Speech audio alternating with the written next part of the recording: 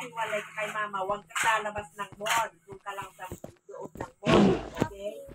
Huwag kayong lalabas ng mall. Doon lang kayo. Doon sa may door, tapos puntahan mo yung guard. Okay. Sabihan mo, ako po si ano, hinahanap ko yung mama ko, ganitong pangalan. Tapos i-announce nila nun. O, yung anak po ninyo, si Hailey, nandun sa guard, sa door, dito, nag-iintay kami. Dito po yung anak nyo. Diba? Sabihin. Ano sabi nila? Kasi pag lumabas na kayo, wala na.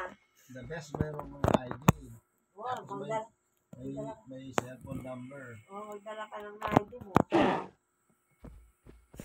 Si kuya may bag. Dapat dala-dala ni kuya yung bag niya. Kuya. One.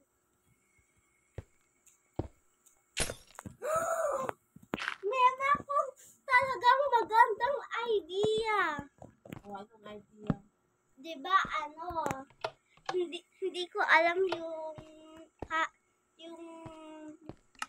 phone number ni mama. Ano magyayari kapag binigay niya ako ng bag? Lalagay mo dun yung ID mo. Tapos, Tinignan yung ID mo. Address. Tapos, Tatawagan si mama. pinulat ni mama yung phone number niya sa isang paper. Tapos, papakita. Oo, yun. Ayun, Papakita mo. napakita yun.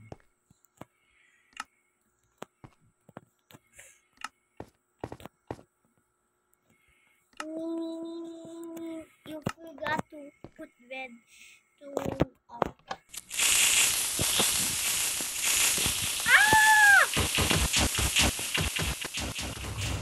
nag-explode yung eye.